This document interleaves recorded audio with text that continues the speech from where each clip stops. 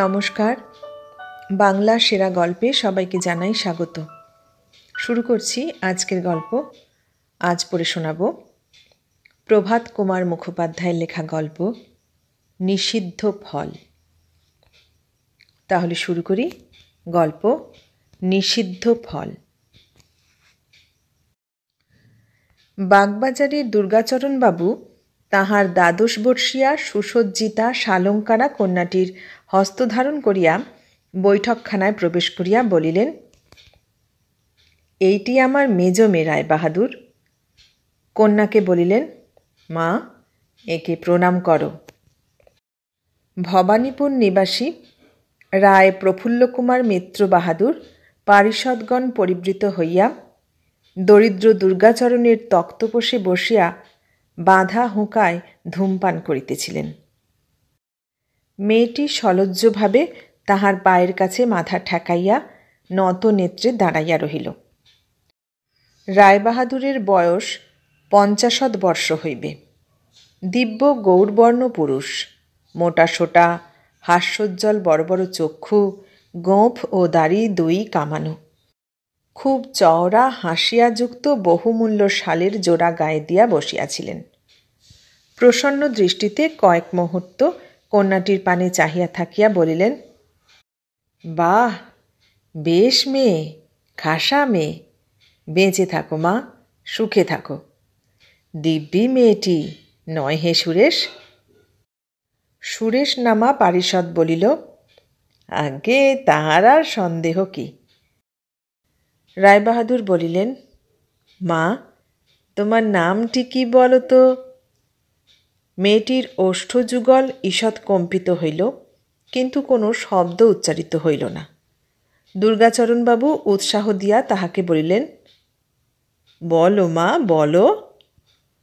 মেয়েটি তখন অর্ধস্ফুট স্বরে বলিল, শ্রীমতী নন্দরানী দাসী।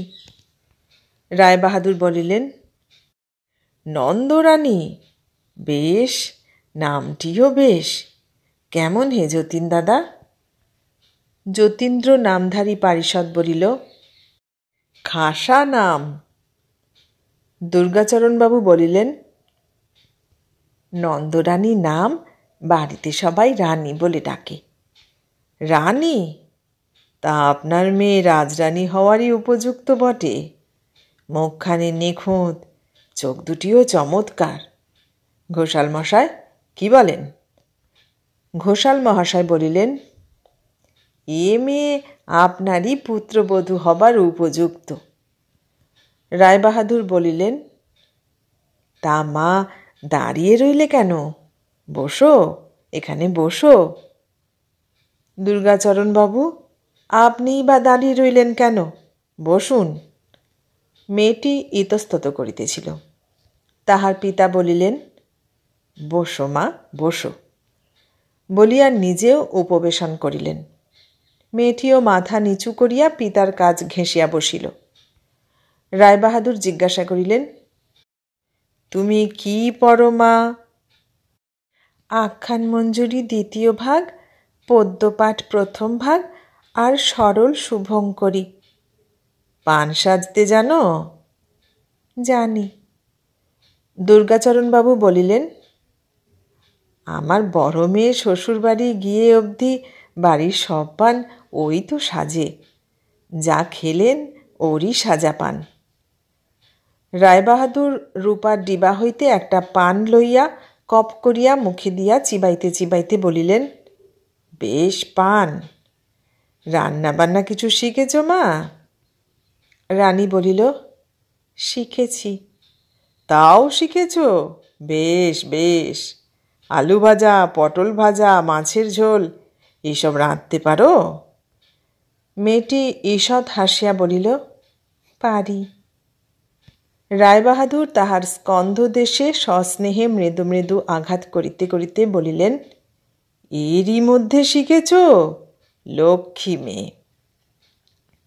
দুর্গাচরণবাবু বলিলেন, আমি আর বাপ হয়ে কি বলবো রায়বাহাদুর? যদি আমার মেয়েটিকে গ্রহণ করেন তবে দেখতেই পাবেন। গত মাসে আমার স্ত্রী যখন আতুরে, বড় মেয়েটি শিবপুরে, অনেক কাকতি মিনতি করাতেও বেয়াই মশাই তাকে পাঠালেন না। রানী আমাদের সংসার চালিয়ে দিয়েছে, ওকে যদি নেন সবই জানতে পারবেন। মাথাটি দুলাইতে দুলাইতে সহাস্যে রায়বাহাদুর বলিলেন, নেব না, নেব না, লুফে নেব। এমন মেয়ে পেলে কেউ ছাড়ে? কি হে সতীশ? সতীশ বলিল, আগে তার আর সন্দেহ কি। রায়বাহাদুর বলিলেন, আচ্ছা, আর একটা কথা জিজ্ঞাসা করি, তারপর মাকে ছুটি দিই। বলিয়া নন্দরানীর স্কন্ধে হস্তার্পণ করিয়া তাহার দিকে ঝুঁকিয়া বলিলেন, হ্যাঁ মা, আমার মাথার পাকা চুল তুলে দিতে পারবে?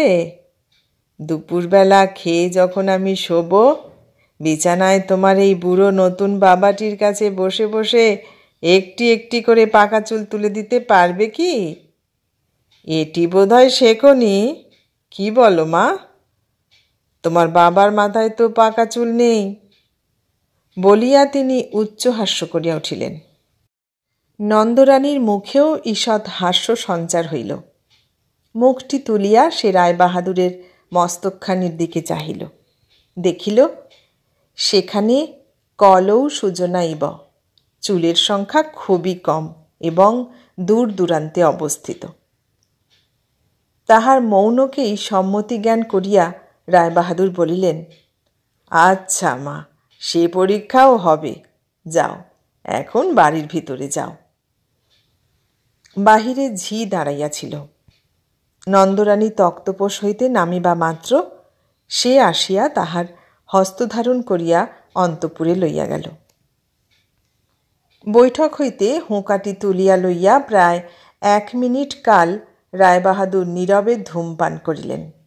পরে হুঁকা দুর্গাচরণবাবুর হাতে দিয়া বলিলেন, তারপর ভায়া, কবে বিয়ে দেওয়া তোমার মত বলো? ওই যা, একেবারে আপনি থেকে তুমি বলে ফেললাম। দুর্গাচরণবাবু বললেন, তুমি বলুন, আপনি বললে বরং আমাকে লজ্জা দেওয়া হয়। আমি আপনার চেয়ে সব বিষয়েই ছোট, বয়সে, ধনে, মানে। রায়বাহাদুর বলিলেন, হ্যাঁ হে হ্যাঁ, তুমি বয়সে যে আমার চেয়ে ছোট তা তো স্বীকারই করছি। তা বলে চুল পেকেছে বলেই আমি যে খুব বুড়ো হয়ে গেছি তা ভেবো না, হা হা হা। বলিয়া তিনি দুর্গাচরণবাবুর পৃষ্ঠ চাপড়াইয়া দিলেন। পারিষদগণও খুব হাসিতে লাগিল। দুর্গাচরণবাবু হাসিতে হাসিতে বলিলেন, যবে অনুমতি করেন তবেই বিবাহ হতে পারে, এই ফাল্গুন মাসেই হোক। তবে আমি অতি সামান্য লোক, গরিব। রায়বাহাদুর বলিতে লাগিলেন, গরিব তো হয়েছে কি, গরিব তো হয়েছে কি? গরিবই বা কিসের? তুমি কি কারু কাছে ভিক্ষা চাইতে গিয়েছ? আর হলেই বা গরিব, গরিবের মেয়ের কি বিয়ে হয় না? সে আইবুড়ো থাকবে?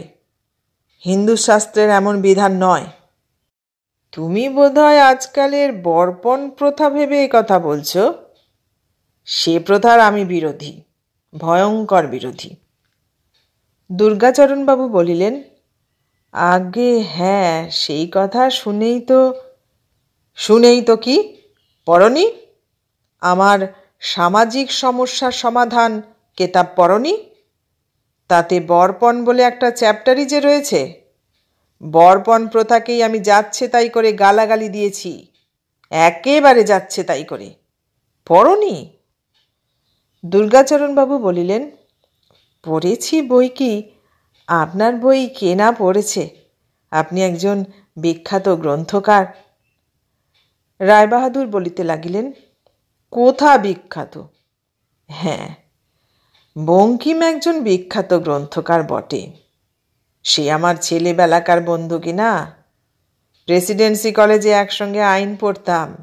আজকের কথা, বঙ্কিমের খুব নাম হয়েছে বটে। তার একখানা নতুন বই বেরিয়েছে, রাজসিংহ, পড়েছ? হু হু করে বিক্রি হচ্ছে, অথচ আমার বই পোকায় কাটছে, কেউ কিনছে না। তাই বঙ্কিমকে বলছিলাম সেদিন। একজন ঔৎসুক্যের সহিত জিজ্ঞাসা করিল, কি কথা হলো? রায়বাহাদুর বলিতে লাগিলেন, বঙ্কিমকে বললাম, ও হে, তোমার যেরকম নাম হয়েছে, তুমি এখন ওইসব লভ আর লড়াই ছেড়ে এখন খানকতক উপন্যাস লেখো, যাতে দেশের উপকার হয়। আমার কথা তো কেউ শোনে না, তোমার কথা শুনবে। এই যে বরপণ প্রথাটি সমাজের মধ্যে প্রবেশ করেছে, ক্রমে যে সর্বনাশ হয়ে যাবে। বরপণ প্রথার দোষ দেখিয়ে চুটিয়ে একখানা নভেল লেখো দেখি, আর একখানা লেখো যা পড়ে বাঙালির বিলাসিতা, বিশেষ চা খাওয়াটা একটু কমে। একখানা লেখো যৌথ কারবার সম্বন্ধে, কেন বাঙালির যৌথ কারবার ফেল হয়ে যায়, কি কি উপায় অবলম্বন করলে তা সফল হতে পারে, তার বৈজ্ঞানিক তত্ত্বটি বেশ করে বুঝিয়ে দাও। প্লটও তোমায় বলে দিচ্ছি। তাতে দেখাও যে জনকতক বাঙালি যুবক কলেজ থেকে বেরিয়ে একসঙ্গে মিলে যৌথ কারবার আরম্ভ করলে, আর দিন দিন তাদের খুব উন্নতি হতে লাগলো। ক্রমে তারা এক একটি লক্ষ্যপতি হয়ে দাঁড়ালো, গভর্নমেন্ট থেকে খেতাব পেলে তারা, ইত্যাদি। তা নয়, খালি লব আর লড়াই, লব আর লড়াই। ওসব লিখে দেশের কি উপকার হবে বলো দেখি? ঘোষাল মহাশয় জিজ্ঞাসা করিলেন, বঙ্কিমবাবু কি বললেন? হুঁকাটি হাতে লইয়া রায়বাহাদুর বলিলেন, হাসতে লাগলো, বললে, আচ্ছা, তাহলে যৌথ কারবারের নভেলটাই আরম্ভ করি। কাঁচামালের কি দর, আর কোথায় কোন জিনিস পাওয়া যায়, রেল ভাড়াই বা কত, সেগুলোও পরিশিষ্ট করে চেপে দেব কি? বিদ্রূপ হলো। তোমার যা খুশি তাই করো বলে রাগ করে আমি চলে এলাম। রায়বাহাদুরের মুখখানি অত্যন্ত অপ্রসন্ন দেখাইতে লাগিল। প্রায় 5 মিনিট কাল তামাক খাইয়া তবে তিনি কতকটা প্রকৃতিস্থ হইলেন। দুর্গাচরণবাবু বলিলেন, টাকা কড়ি সম্বন্ধে আমার প্রতি অনুগ্রহ যদি করেন, তাহলে তো আর কোনো বাধাই নেই। যেদিন অনুমতি করেন সেই দিনেই বিবাহ হতে পারে। সামনে ফাল্গুন মাসে। রায়বাহাদুর বলিলেন, রও রও, আরও কথা আছে। আসল কথাটাই ভুলে যাচ্ছিলাম। বিবাহ সম্বন্ধে আমার আর একটি মত আছে। সে বিষয়ে যদি তুমি স্বীকার হও, তবেই আমি ছেলের বিবাহ দিতে পারি। দুর্গাচরণবাবু একটু শঙ্কিত হইয়া বলিলেন, কি মত, আজ্ঞা করুন। রায়বাহাদুর একটু নড়িয়া চড়িয়া ভালো করিয়া বসিয়া বলিলেন, সামাজিক সমস্যার সমাধান কেতাবে বাল্যবিবাহ বলে একটি পরিচ্ছেদ আছে, পড়েছ? দুর্গাচরণবাবু বিপন্নভাবে বলিলেন, আগে বোধহয়, কি জানি, ঠিক মনে পড়ছে না। সে প্রবন্ধে আমি দেখিয়েছি বাল্যবিবাহ খুব ভালো জিনিস। আমাদের সমাজে এই একান্নবর্তী পরিবার প্রথা যতদিন প্রচলিত থাকবে, ততদিন বাল্যবিবাহ ভিন্ন উপায় নেই। কেবলমাত্র স্বামীটি স্ত্রীলোকের পরিজন নয়, তার শ্বশুর শাশুড়ি, ভাসুর, দেওর, ননদ, ভাজ, এসব নিয়ে তাকে ঘরকন্যা করতে হবে। সুতরাং ছোটবেলা থেকেই বউকে সেই পরিবারভুক্ত হতে হবে। কেমন কিনা? দুর্গাচরণবাবু বলিলেন, আগে হ্যাঁ, ঠিক কথা। আচ্ছা, প্রমাণ হলো বাল্যবিবাহ আমাদের সমাজের পক্ষে অত্যন্ত উপযোগী। এটা অনেকেই স্বীকার করেন, কিন্তু এর মধ্যে একটু কিন্তু আছে ভায়া। সেটা আমার আবিষ্কার। কি বলো দেখি, কিন্তু কি? দুর্গাচরণবাবু মাথা চুলকাইতে লাগিলেন, কিছুই বলিতে পারিলেন না। রায়বাহাদুর বলিতে লাগিলেন, বাল্যবিবাহ হবে বটে, কিন্তু একটু বয়স না হলে স্বামী স্ত্রীর দেখা সাক্ষাৎ হবে না।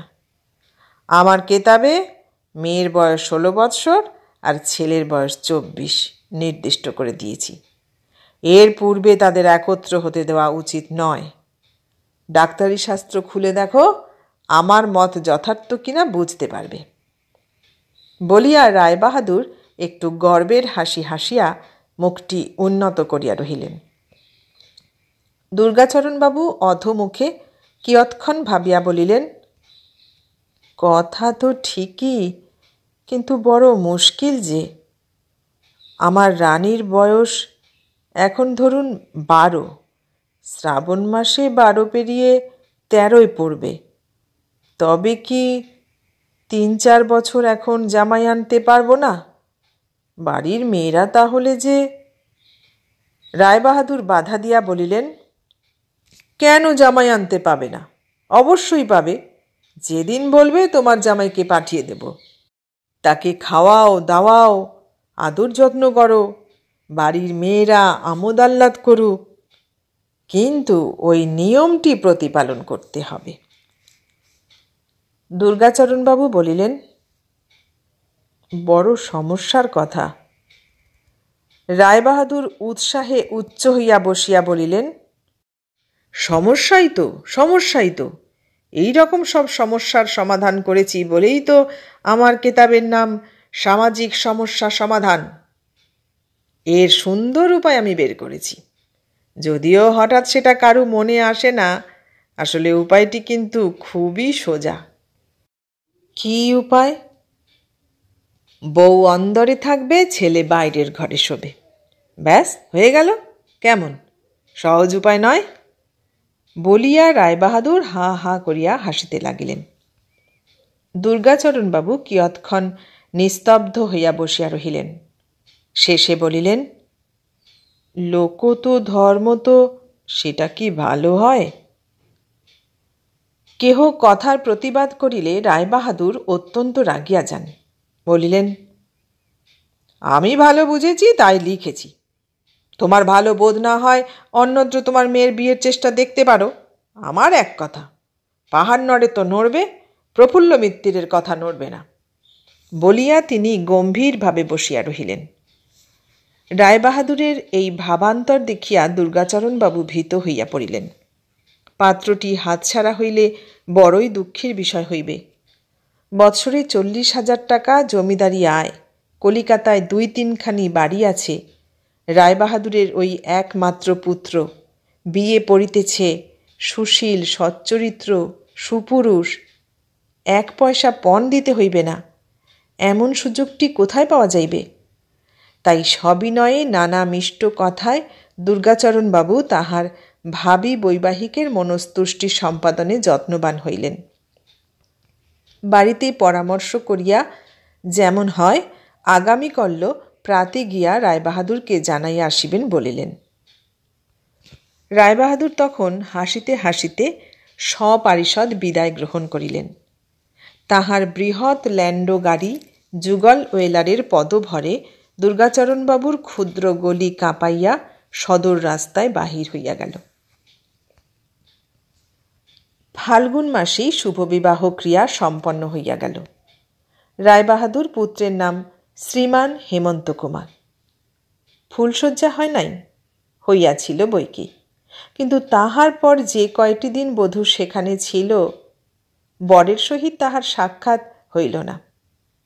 রায়বাহাদুর পূর্বেই তাহার স্ত্রী ও পরিবারস্থ অন্য সকলের প্রতি তাহার ভীষণ আজ্ঞা প্রচার করিয়া রাখিয়াছিলেন। গৃহিণী নিজের স্বামীকে চিনিতেন, সুতরাং হুকুম রদ করাইবার জন্য আর বৃথা চেষ্টা করিলেন না। সপ্তাহকাল থাকিয়া রানী পিত্রালয়ে চলিয়া গেল। দুর্গাচরণবাবু জামাতাকে নিমন্ত্রণ করিয়া আনা বুদ্ধির কার্য বলিয়া বিবেচনা করিলেন না। গৃহিণী কর্তৃক এই বিষয়ে বারবার অনুরুদ্ধ হইয়া কহিলেন, দেখো, জামাইকে সকালবেলা নিয়ে এসে বেলাবেলি ফিরে পাঠাতে পারি, কিন্তু তার ছেলের সঙ্গে বউয়ের দেখা হয়নি এ কথা বেয়াই যদি বিশ্বাস না করেন, আমি তখন সাফাই সাক্ষী পাবো কোথা? বেয়াইয়ের মেজাজ জানো তো। জ্যৈষ্ঠ মাসে জামাই ষষ্ঠী হইল। দুর্গাচরণবাবু রানীকে শিবপুরে তাহার বড় মেয়ের শ্বশুরবাড়িতে রাখিয়া মাতব্বর এলিবাই সাক্ষী সৃষ্টি করিয়া আসিয়া তাহার পর হেমন্ত কুমারকে গৃহে আনিয়া জামাতার্চনা করিলেন। আষাঢ় মাসে রায়বাহাদুর বধূকে নিজ বাটিতে আনয়ন করিলেন। হেমন্ত এতদিন অন্তপুরেই শয়ন করিত, এইবার বহির্বাটিতে নির্বাসিত হইল। এবৎসর তাহার এক্সামিনের পড়া, কিন্তু মেঘদূত মুখস্থ করিয়া ও পয়ারাদি বিবিধ ছন্দে বিরহমূলক নানা কবিতা লিখিয়া সে বর্ষা যাপন করিতে লাগিল। 2 বার জলযোগ এবং 2 বার আহার করিবার জন্য মাত্র হেমন্ত কুমার অন্তঃপুরে প্রবেশ করিত। বধূ আসিবার দিন 15 পরে একদিন হঠাৎ উভয়ের চোখাচোখি হইয়া গেল। মাঝে মাঝে এইরূপ চোখাচোখি হইতে লাগিল। নির্দিষ্ট 4 বার ভিন্ন আরও 2-3 বার অন্তঃপুরে প্রবেশ করিবার অছিলা হেমন্ত আবিষ্কার করিয়া লইল। সন্ধ্যার পূর্বে একদিন জল খাইয়া ফিরিবার পথে হেমন্ত দেখিল বধূ এক স্থানে জড়সড় হইয়া ঘোমটা দিয়া দাঁড়াইয়া আছে, আশেপাশে কেহ নাই। যাইবার সময় সে বধূর শাড়িটি স্পর্শ করিয়া গেল। ইহার পর হইতে প্রায় প্রতিদিনই এরূপ ঘটিত। ক্রমে পত্র বিনিময়, তাম্বুল বিনিময় এবং আরও কি কি বিনিময় ঠিক জানি না, সেই ক্ষণিক মিলনেই সম্পন্ন হইতে লাগিল। বর্ষা কাটিল, শরৎ আসিল। ভাদ্রের শেষ সপ্তাহে মাসের 1 তারিখে কাগজ বাহির হওয়া তখনও রেওয়াজ হয় নাই। বঙ্গবাণী মাসিক পত্রিকায় চকরের ব্যথা শীর্ষক হেমন্তের এক কবিতা ছাপা হইল। নিম্নে তাহার নাম স্বাক্ষরিত ছিল। কবিতাটি কেমন করিয়া রায়বাহাদুরের চক্ষে পড়িয়া যায়। পরদিন তিনি বৈবাহিককে পত্র লিখিলেন, বধূমাতা অনেক দিন আসিয়াছেন, মার জন্য বোধহয় তাহার অত্যন্ত মন কেমন করে, অতএব আশ্বিন মাস পড়িলেই তাহাকে তুমি কিছুদিনের জন্য লইয়া যাইবে। দুর্গাচরণবাবু আসিয়া কন্যাকে গৃহে লইয়া গেলেন। কার্তিক মাসে প্রেসিডেন্সি কলেজ খুলিবার 2-3 দিন পরে ক্লাসে বসিয়া হেমন্ত একখানি পত্র পাইল। শিরোনামার হস্তাক্ষর অপরিচিত, বাংলায় লেখা এবং স্ত্রীলোকের লেখা বলিয়া বোধ হইল। দেখিয়া হেমন্ত একটু আশ্চর্য হইল, কারণ কলেজের ঠিকানায় কখনো তাহার পত্রাদি আসে না। টিকেটের উপর মোহর দেখিল শিবপুর। পার্শ্বপ্রবিষ্ট জনৈক ছাত্র বলিল, গিন্নির চিঠি নাকি? না বলিয়া পত্রখানি হেমন্ত কোটের বুক পকেটে লুকাইয়া রাখিল এবং অধ্যাপকের বক্তৃতায় প্রতি বিশেষ মনোসংযোগের ভান করিয়া রহিল। আসলে তাহার মনের মধ্যে নিম্নলিখিত প্রশ্নগুলি উদিত হইতেছিল। শিবপুরে আমার বড় শালীর বাড়ি, সেখান হইতে কি পত্র আসিল? কখনো তো আসে না, আজ আসিল তাহার কারণ কি? রানী কি তাহার দিদির মারফত তাহাকে চিঠি পাঠাইয়াছে? তাহাই যদি হয় তবে দিদির মারফত তাহাকে চিঠি লেখা আমার উচিত হইবে কিনা? যদি লিখি তবে বাবার তাহা ধরিয়া ফেলিবার সম্ভাবনা আছে কিনা? সকলের বাবা যেরূপ আমার বাবা সেরূপ নহেন কেন? এমন কঠিন, এমন নিষ্ঠুর কেন? এই সকল দুরূহ বিষয় চিন্তা করিতে করিতে হঠাৎ হেমন্ত পিপাসা অনুভব করিল। ক্লাসের শেষ দিকে এবং দরজার অতি নিকটেই সে বসিয়াছিল। সুরুৎ করিয়া বাহির হইয়া গেল। জলের জন্য দারবানের নিকট তাহাকে যাইতে হইল না, কারণ পকেটের ভিতর লেফাফার মধ্যে তাহার তৃষাহর পদার্থটি ছিল। বাগানে নামিয়া গিয়া পত্রখানি খুলিয়া সে পাঠ করিল। তাহাতে লেখা ছিল, 17 নম্বর বিনোদ ঘোষের গলি, শিবপুর, 25শে কার্তিক। কল্যাণ বরেশু, ভাই হেমন্ত, আমাকে চিনিতে পারিবে কিনা বলিতে পারি না, কারণ একদিন মাত্র বাসর ঘরে আমায় তুমি দেখিয়াছিলে, তাহাও 8-9 মাস পূর্বে। আমি তোমার দিদি হই, তোমার শ্বশুর মহাশয়ের জ্যেষ্ঠা কন্যা। উপরে লিখিত ঠিকানায় আমার শ্বশুরালয়। আমার দিদি শাশুড়ি তোমায় দেখেন নাই, একবার দেখিতে ইচ্ছা করেন। তোমার কলেজ হইতে শিবপুর এমন তো কিছু দূর নহে, বড় জোর 1 ঘণ্টার পথ। শিবপুর ঘাটে নামিয়া যাহাকে আমাদের ঠিকানা বলিবে সেই পথ দেখাইয়া দিতে পারিবে। তোমার সঙ্গে আমারও অনেক অত্যাবশ্যক কথা আছে, অতএব যত শীঘ্র পারো অবশ্য একদিন আসিবে। বেলা 12টা হইতে 2টার মধ্যে আসিলেই ভালো হয়। আমার শ্বশ্রু ঠাকুরানীর অনুমতি অনুসারে এ পত্র তোমায় লিখিতেছি। আশীর্বাদিকা, তোমার দিদি যামিনী। পুনঃ রানী গতকল্য হইতে এখানে। আগামী রবিবার বাবা আসিয়া তাহাকে লইয়া যাইবেন। পত্রখানি বিশেষত শেষ 2 লাইন 2-3 বার পাঠ করিয়া হেমন্ত ক্লাসে ফিরিয়া গেল। অধ্যাপক মহাশয় তখন সনেটের স্বরূপ বুঝাইয়া বলিতেছিলেন। শেষ 2 লাইনেই সনেটের সমস্ত মিষ্ট রসটুকু জমা হইয়া থাকে। সেদিন কলেজে বাকি কয় ঘণ্টা কি যে বক্তৃতা হইল হেমন্ত তাহা কিছু বলিতে পারে না। রাত্রে শয়ন করিয়া সে ভাবিতে লাগিল, রানী আসিয়াছে বলিয়া কি দিদি ডাকিয়া পাঠাইলেন? না তাহার দিদি শাশুড়ি সত্যই আমাকে দেখিবার জন্য ব্যাকুল। সেখানে গেলে রানীর সঙ্গে আমার দেখা হইবে কি? যে রকম কপাল, বর্ষা হয় না। পিতৃসত্য রক্ষা করিবার জন্য রামচন্দ্র বনে গিয়াছিলেন। আমি কন্যা হইয়া বাবা সত্যভঙ্গ করাই কেন? এইরূপই যদি দিদির মনের ভাব হয় হোক। তাহারা যদি আমায় জল খাওয়াইবার জন্য পীড়াপিড়ি করে, কখনোই খাইব না, একটা পান পর্যন্ত খাইব না। আবার তাহার মনে হয়, না, দেখা হইবে বৈকি, অবশ্যই হইবে। সকল কথা জানিতে পারিয়াই বোধ হয় দিদি আমাকে সেখানে লইয়া যাইতেছেন। দিদির বাবাই সত্যবদ্ধ, দিদি তো আর সত্যবদ্ধ হন নাই। বোধ হয় আমাদের দুঃখে প্রাণ কাঁদিয়াছে, তাই এ কৌশল অবলম্বন করিয়াছেন। নহিলে বাড়ির ঠিকানায় চিঠি না লিখিয়া কলেজের ঠিকানায় চিঠি লিখিলেন কেন? রানী সেখানে রবিবার অবধি আছে, এ কথাই বা বিশেষ করিয়া লিখিবার কারণ কি? দেখা বোধ করি হইতে পারে। এইরূপ নানা চিন্তায় রাত্রি প্রভাত হইল। হেমন্ত আজ স্নানাহার একটু তাড়াতাড়ি সারিয়া লইল। অন্যদিন অপেক্ষা 1 ঘণ্টা পূর্বেই আজ কলেজ যাত্রা করিল। আজ নাকি 11টা হইতে লেকচার আরম্ভ। 11:45 সময় কলেজের সম্মুখে গাড়ি হইতে নামিয়া কোচম্যানকে হেমন্ত বলিল, আজ বাড়ি ফিরিতে তাহার দেরি হইবে, 4টার পূর্বে গাড়ি আনিবার প্রয়োজন নাই। গাড়ি চলিয়া গেল। দারবানের নিকট পুস্তকাদি রাখিয়া হেমন্ত একখানি ঠিকা গাড়ি লইল। তখনও কলিকাতায় বৈদ্যুতিক ট্রাম হয় নাই। ঘোড়ার ট্রাম মাঝে মাঝে অচল হইয়া পড়িত। ট্রামকে হেমন্ত বিশ্বাস করিতে পারিল না। ঠিকা গাড়িতে চাঁদপাল ঘাট, সেখান হইতে নৌকাযোগে শিবপুর। গঙ্গাবক্ষ হইতে শিবপুর দেখা যাইতে লাগিল। হেমন্ত সেই দিকে ব্যাকুলভাবে চাহিয়া রহিল। নৌকাখানা চলিতেছে একেবারে গজেন্দ্র গমনে।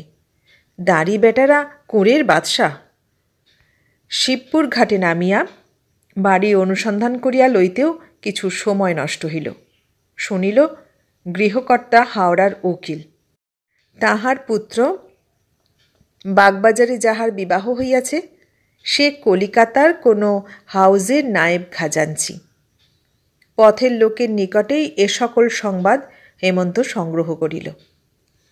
17 নম্বরের সম্মুখীন হইবা মাত্র হেমন্ত ঘড়ি খুলিয়া দেখিল কলেজ হইতে আসিতে 1 ঘণ্টা 20 মিনিট লাগিয়াছে। ডাকাডাকিতে একজন ভৃত্য আসিয়া দ্বার খুলিয়া দিল। পরিচয় লইয়া অন্তঃপুরে সে সংবাদ দিতে গেল। ক্রমে একজন ঝি আসিয়া বলিল, জামাইবাবু ভালো আছেন তো?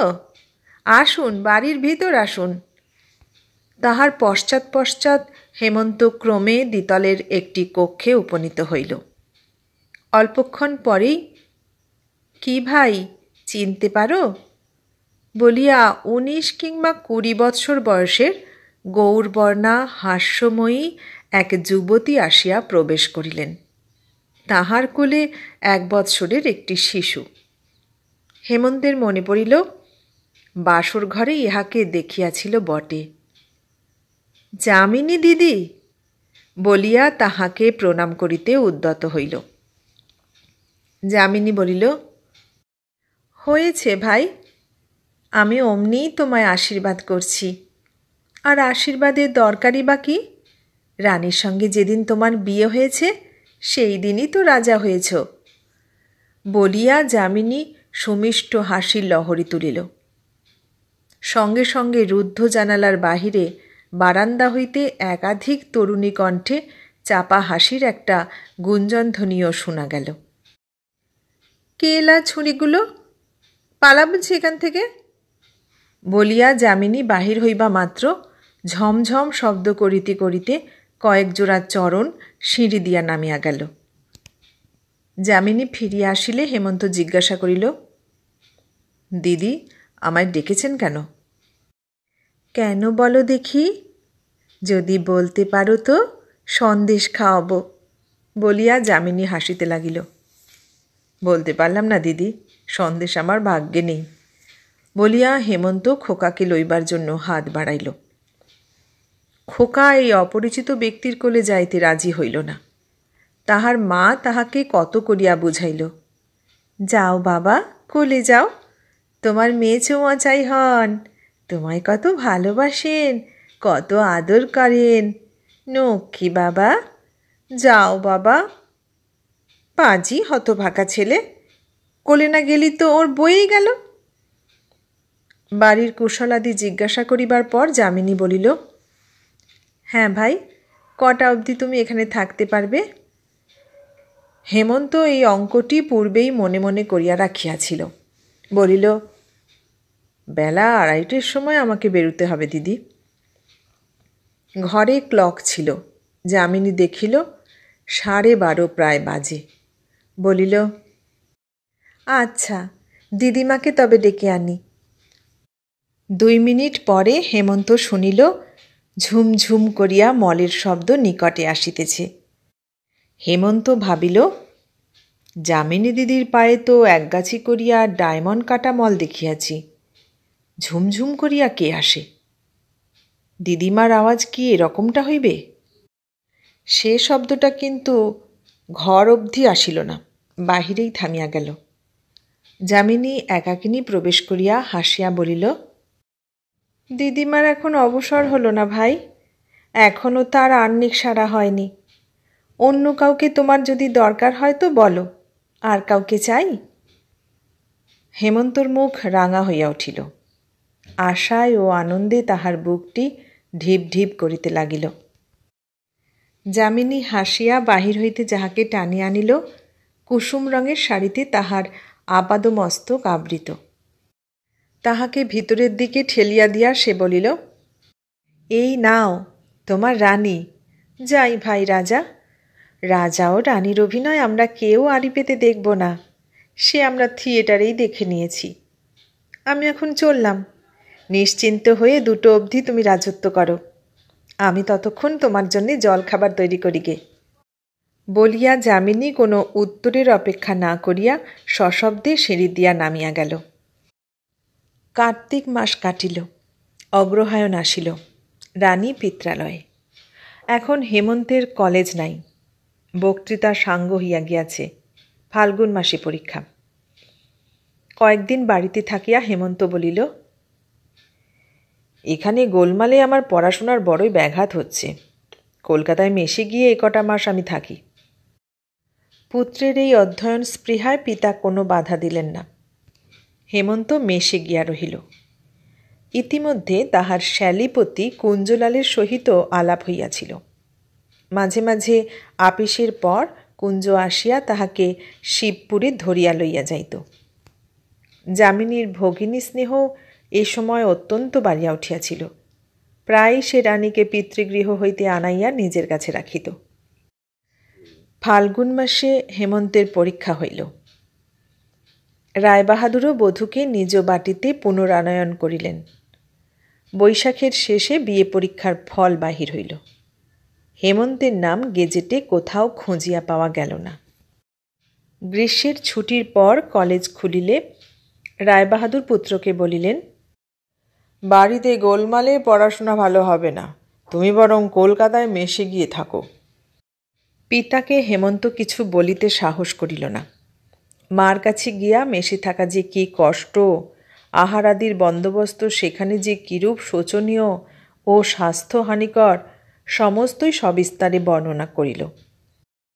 গৃহিণী সভয়ে স্বামীর নিকট একথা উত্থাপন করিয়া তর্জিত হইয়া ফিরিয়া আসিলেন।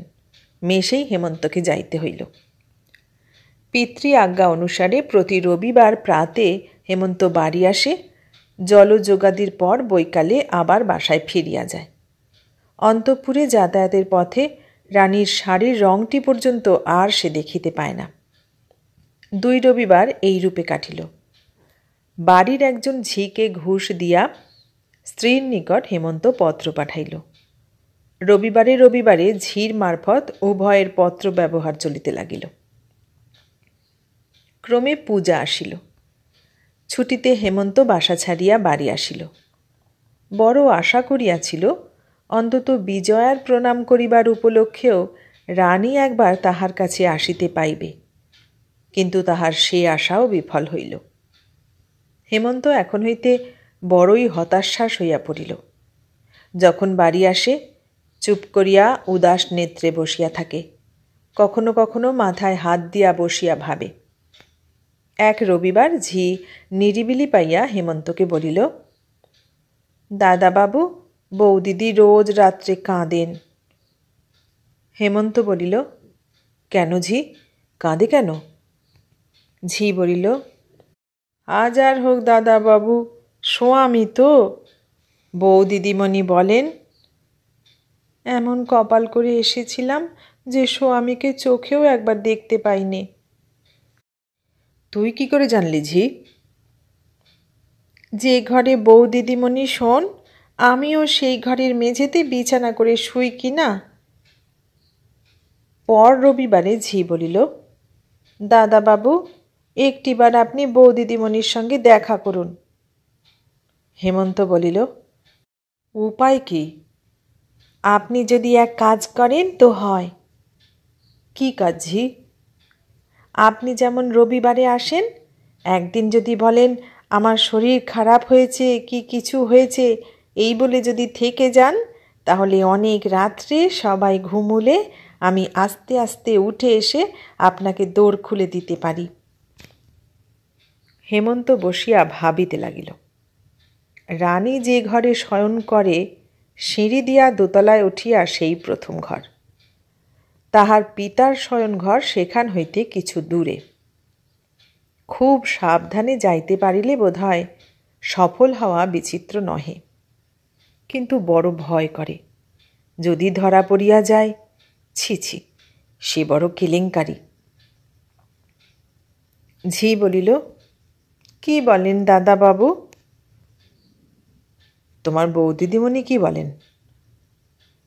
তিনি বলেন, না ঝি, ও সব কাজ নেই, আমার বড় ভয় করে। আচ্ছা, আমি ভেবে দেখব বলিয়া ঝিকে হেমন্ত আপাতত বিদায় দিল।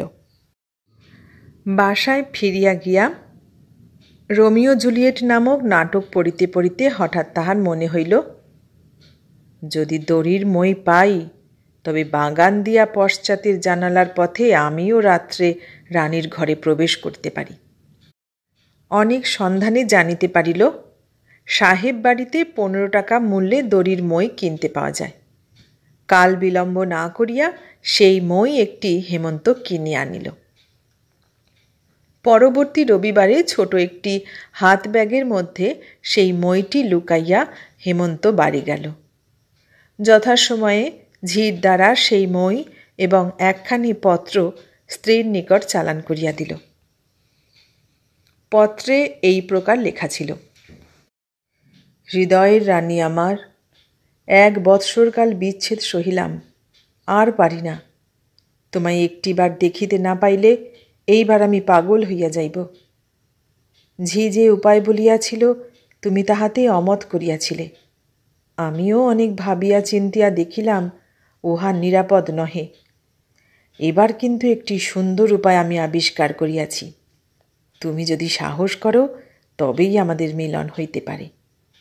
ঝির হাতে যে জিনিসটি পাঠাইলাম তাহা একটি দড়ির মই। উহার একটি প্রান্ত তোমার ঘরের বাগানের দিকে যে জানালা আছে সেই জানালায় বাঁধিয়া যদি নিম্নে ঝুলাইয়া দাও, তবে আমি বাগান হইতে ওই মই দিয়া অনায়াসে তোমার ঘরে উঠিয়া যাইতে পারি। দড়ি খুব শক্ত, ছিঁড়িবার কোনো ভয় নাই। এখন তুমি সাহস করিলেই হয়। কল্লরাত্রি 11টার সময় মইটির জানালায় বেশ শক্ত করিয়া বাঁধিয়া নিচে ফেলিয়া দিবে। 11টা হইতে 11:30টার মধ্যে আমি প্রাচীর ডিঙাইয়া বাগানের ভিতর দিয়া তোমার জানালার নিকট গিয়া পৌঁছিব। এই প্রস্তাবে তুমি যদি সম্মত না হও, তাহা হইলে আমার মর্মান্তিক কষ্ট হইবে জানিও। লক্ষ্মীটি আমার, ইহাতে অমত করিও না। কোনো ভয় নাই, বিপদের কিছুমাত্র আশঙ্কা নাই। আবার ভোরবেলায় ওই মই দিয়া নামিয়া আমি কলিকাতায় চলিয়া যাইব। তোমার স্বামী। 2 ঘণ্টা পরে ঝি আসিলে হেমন্ত জিজ্ঞাসা করিল, কি ঝি, মত হয়েছে? ঝি বলিল, হয়েছে, কিন্তু অনেক কষ্টে। তবে কাল রাত্রে 11টার পর আমি আসব? আসবেন। আচ্ছা, তবে কথা রইল, তোমরা ঠিক থেকো। ঠিক থাকবো দাদাবাবু। কলিকাতায় শীতটা এবার বড় শীঘ্রই পড়িয়া গিয়াছে। যদিও এখনও অগ্রহায়ণ শেষ হয় নাই, তথাপি জলের দাঁত বেশ তীক্ষ্ণ হইয়াছে। সন্ধ্যা রাত্রেও গায়ে লেপ সহ্য হয়। দিবসেও লোকে গরম মোজা ব্যবহার করিতে আরম্ভ করিয়াছে। সংবাদপত্রে প্রকাশ, কোহাট গিরিবর্তে তুষারপাত হইয়া গিয়াছে। অন্ধকার রাত্রি। বীরজিতলার ঘড়িতে ঠং ঠং করিয়া 11টা বাজিল। ভবানীপুরীর যে অংশে রায়বাহাদুর প্রফুল্ল মিত্রের বাস, তাহা রসা রোড হইতে কিছু দূর পশ্চিমে। সদর ফটকটি বড় রাস্তার উপর বাড়ির পশ্চাতের বাগানের 2 দিক দিয়া অপেক্ষাকৃত জনহীন পথ। বাগানের পশ্চিম দিকের পথটি তো আরও জনহীন, কারণ তাহার অপর পারে কয়েকটা সুরকির কল। রাত্রে সেখানে কেহ বড় থাকে না। 11টা বাজিবার অল্পক্ষণ পরেই কাঁসারিপাড়ার রাস্তার মোড়ে একখানি গাড়ি আসিয়া দাঁড়াইল। কালো আলোয়ানে আবৃত দেহ এক ব্যক্তি গাড়ি হইতে নামিয়া কোচম্যানকে ভাড়ার টাকা দিল। গাড়ি তখন সেখান হইতে ধীরে ধীরে সরিয়া গেল। বলা বাহুল্য, যুবক আর কেহ নহে, বিরহ জরাক্রান্ত আমাদেরই হেমন্ত। হেমন্ত তখন দ্রুত পদক্ষেপে তাহাদের বাগানের পশ্চাতের রাস্তাটির দিকে চলিল। কাছাকাছি আসিয়া সে নিজ গতিবেগ কিছু হ্রাস করিয়া দিল। রাস্তাটি যেখানে বাঁকিয়া বাগানের দিকে গিয়াছে, সেখানে হেমন্ত দেখিল একজন কনস্টেবল কম্বলের ওভারকোট গায়ে দিয়া এক বাড়ির দেউড়িতে বসিয়া সিগারেট খাইতেছে। চোরের মন, হেমন্ত আর চোখে তাহার পানে চাহিতে চাহিতে গেল। সেই মোড়ের উপর যে লণ্ঠন ছিল, কিছু দূর অবধি বাগানের প্রাচীর তদ্বারা আলোকিত, তাহার পর অন্ধকার। হেমন্ত ভাবিল, ওই অন্ধকার অংশের কোনো একটা সুবিধামতো স্থানেই প্রাচীর লঙ্ঘন করিতে হইবে। অনেক বয়স অবধি সে জিমন্যাস্টিক করিয়াছিল, এখনও রীতিমতো ফুটবল খেলে। তাহার হাতে পায়ে বিলক্ষণ বল। প্রাচীর লঙ্ঘনের উপযোগী একটা স্থান সে অন্বেষণ করিতে লাগিল। এমন সময় দূরে কাহার পদশব্দ শুনিল। সুতরাং অপেক্ষা করিতে হইল, অথচ এক স্থানে দাঁড়াইয়া থাকাও চলে না। যেদিক হইতে পদশব্দ আসিতেছিল সেই দিকেই হেমন্ত যাইতে লাগিল। ক্রমে দেখিল দোকানি অথবা মিস্ত্রি শ্রেণীর একজন লোক তাহাকে অতিক্রম করিয়া গেল। হেমন্ত আবার ফিরিল। যে স্থানটা সে লঙ্ঘনের জন্য নির্বাচিত করিয়াছিল তাহার অপর দিকে বাগানে একটা বৃহৎ জামরুল গাছ আছে। প্রাচীর হইতে লাফ দিয়া সেই গাছের একটা ডাল ধরিয়া ঝুলিয়া পড়াই তাহার অভিপ্রায়। অনেক কষ্টে হেমন্ত প্রাচীরে উঠিল। উঠিতে তাহার হাঁটু ছড়িয়া গেল, কনুইয়ে আঘাত লাগিল। অহ, কবি সত্যই বলিয়াছেন, প্রেমের পথ মসৃণ নহে। প্রাচীরে বসিয়া ডাল ধরিবার চেষ্টায় হেমন্ত হাত বাড়াইল, কিন্তু কোনো ডাল নাগাল পাইল না। একে অন্ধকার, তাহাতে ডালগুলাও কালো কালো। এইবার হেমন্ত কষ্টে সৃষ্টে প্রাচীরের উপর দণ্ডায়মান হইল, হাত বাড়াইল, তথাপি ডাল ধরিতে পারে না। এমন সময় আর এক ব্যক্তির পদধ্বনি সে শুনিতে পাইল। ভাবিল, প্রাচীরে দাঁড়াইয়া থাকিলে ও নিশ্চয় দেখিতে পাইবে। অন্ধকারে এইখানে ঘুপটি মারিয়া বসিয়া থাকি। বসিবার সময় প্রাচীরের সিমেন্ট কিছু খসিয়া নিয়ে পড়িয়া গেল। যে আসিতেছিল সে এই শব্দে দাঁড়াইল, ভাবিল বোধহয় জামরুল পড়িয়াছে। সে এই পাড়ারই লোক, পূর্বেও এখান হইতে জামরুল কুড়াইয়া খাইয়াছে। জামরুল খুঁজিতে খুঁজিতে ঊর্ধ্বে দৃষ্টি করিয়া বাবা গো, চোর বলিয়া সে দৌড় দিল। তাহার কীর্তি দেখিয়া হেমন্তর হাসি পাইল, কিন্তু পরক্ষণেই ভয়ের কারণ উপস্থিত হইল। শুনিল মোড়ের উপর হইতে একটা গম্ভীর স্বর, আরে কৌন হ্যায়, ক্যা রে? কম্পিত স্বর, একটো চোর হ্যায় কনস্টেবল জি। কাহা কাহা? ওই হুয়া मित्तिर बाबूদের पाঁচিল में एक ठो चोर बैठा है, बैठ के जामरुल खाता है। এই কথা শুনিবা মাত্র জোড়িদার হো বলিয়া কনস্টেবল এক ভীষণ চিৎকার ছাড়িল। হেমন্ত প্রাচীরে বসিয়া প্রমাদ গণিল। পরক্ষণেই শুনিল নাগরা জুতার আওয়াজ ছুটি আসিতেছে। বুলসাই লণ্ঠনের তীব্র আলোকও পথে পড়িল। হেমন্ত তখন নিরুপায় হইয়া বাগানের ভিতর লাফ দিল। সেখানে কতগুলা ভাঙা ইট পড়িয়াছিল, তাহাতে হেমন্তর শরীরের স্থানে স্থানে আঘাত লাগিল। কনস্টেবলটা ছুটিতে ছুটিতে সেইখান বরাবর আসিয়া দাঁড়াইল। প্রাচীরের উপর গাছের উপর তীব্র আলোকপাত করিয়া আবার ছুটিতে ছুটিতে ফিরিয়া গেল। হেমন্ত তখন আস্তে আস্তে উঠিয়া দাঁড়াইল। বাড়ির দিকে চাহিয়া দেখিল, দ্বিতলের একটি জানালা হইতে সামান্য আলোক আসিতেছে, অপর সমস্ত জানালাগুলি একেবারে অন্ধকার। দাঁড়াইয়া ধুতিখানি হেমন্ত খুলিয়া ফেলিল। নিম্নে ফুটবল খেলিবার হাঁটু অবধি পাজামা পরিয়া আসিয়াছিল, কারণ ধুতি লটর পটর করিয়া দড়ির মইয়ে চড়া অসুবিধা হইবে। ধুতিখানি সে জামরুল গাছের ডালে টাঙাইয়া রাখিল, ভোরে ফিরিবার সময় আবার পরিয়া যাইবে। কোমরে আলোয়ানখানি যেমন বাঁধা ছিল তেমনি বাঁধা রইল। এই অবস্থায় হেমন্ত জানালার দিকে অগ্রসর হইল। কোনো ফুল গাছ পাছে মারাইয়া নষ্ট করিয়া ফেলে এই ভয়ে অত্যন্ত সাবধানে আলপথ খুঁজিয়া খুঁজিয়া যাইতে লাগিল। যখন অর্ধপথ অতিক্রম করিয়াছে তখন হঠাৎ বাগানের দরজা খুলিয়া গেল। ৩-৪ লোক লণ্ঠন হস্তে প্রবেশ করিয়া বলিতে লাগিল, কাহা কাহা কনস্টেবল জি? কনস্টেবল বলিল, জামরুলকে পেরোয়া ভিড়ে। তখন লোকগুলা ধীরে ধীরে জামরুল গাছের দিকে অগ্রসর হইল। হেমন্ত একটা গাছের আড়ালে দাঁড়াইল। কণ্ঠস্বরে চিনিল তাহাদের বাড়ির জমাদার মহাবীর সিং এবং 2 জন দারবানের সঙ্গে কনস্টেবলটা আসিয়াছে। কিয়দ্দূর গিয়া মহাবীর সিং বলিল, কেহ তো না বুঝায় হে। কনস্টেবল বলিল, ভাগ গেলই কা, আপনা খিয়া সে হাম কুদ্দে দেখলি হো তহর কির।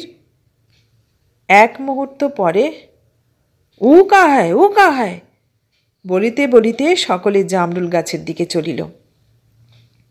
কয়েক মুহূর্ত পরে হেমন্ত দেখিল বৃক্ষশাখা হইতে লম্বিত তাহার সেই শ্বেত বস্ত্রখানার উপরে লণ্ঠনের আলোক পড়িয়াছে। সেই বিপদের সময়েও তাহার হাসি পাইল। ধোগো হো, পাকারলি চোর বলিয়া তাহারা হাল্লা করিয়া সেই বস্ত্রাভিমুখে ছুটিল।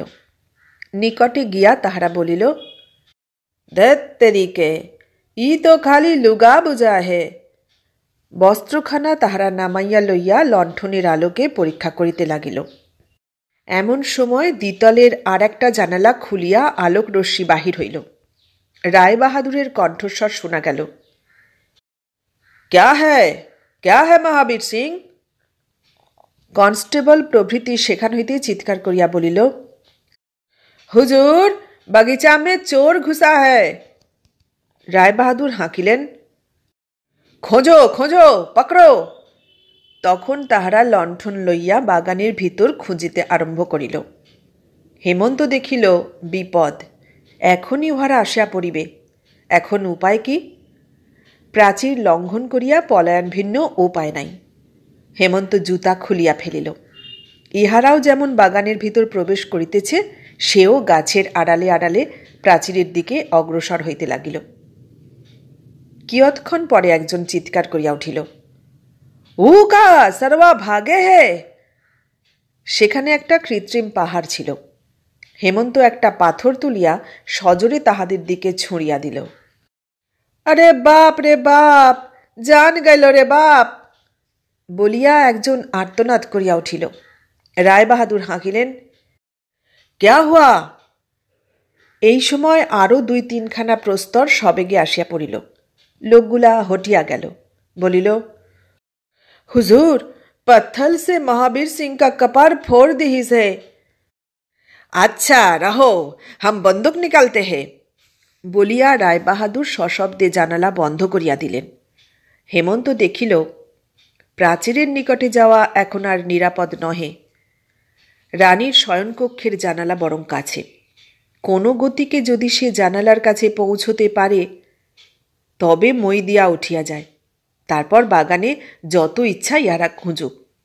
বাবা আসিয়া যত পারেন বন্দুক আওয়াজ করুন। এই ভাবিয়া সে গাছের আড়ালে আড়ালে গুটি গুটি জানালার দিকে অগ্রসর হইল। ক্রমে মই পাইয়া উঠিতে আরম্ভ করিল।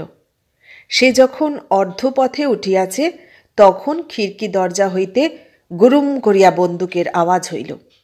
লণ্ঠনবাহী ভৃত্যসহ রায়বাহাদুর বাগানে প্রবেশ করিলেন। বধূর জানালার দিকে তাহার দৃষ্টি পতিত হইবা মাত্র তিনি হাঁকিলেন, কেরে কেরে। বলিতে বলিতে হেমন্ত জানালায় পৌঁছিয়া গেল। ভিতরে প্রবেশ করিয়া তৎক্ষণাৎ মই টানিয়া তুলিয়া জানালা বন্ধ করিয়া দিল। রায়বাহাদুর হাঁকিলেন, চোর ঘর মে ঘুসা, চোর ঘর মে ঘুসা, দৌড়ো, সব আদমি ভিতর চলো, পকড়ো। বলিয়া তিনি সদল বলে বাড়ির মধ্যে ছুটি আসিলেন। লোকগুলো উঠানে ঘাঁটি দিয়া দাঁড়াইয়া রহিল। তিনি বন্দুক হস্তে ছুটিয়া গিয়া উপরে বধূর শয়নকক্ষের দ্বার ঠেলিলেন। ঝি কাঁপিতে কাঁপিতে দ্বার খুলিয়া দিল। রায়বাহাদুর প্রবেশ করিয়া দেখিলেন মেঝের উপর তাহার পুত্রবধূ মূর্ছিত অবস্থায় পড়িয়া, চোর পালঙ্কের উপর লেপ মুড়ি দিয়া শুইয়া আছে।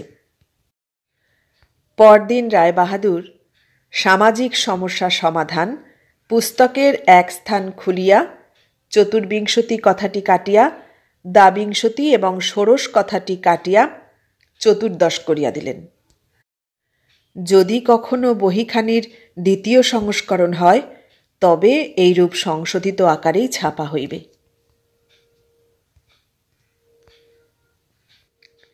এতক্ষণ শুনলেন প্রভাত কুমার মুখোপাধ্যায়ের লেখা গল্প নিষিদ্ধ ফল।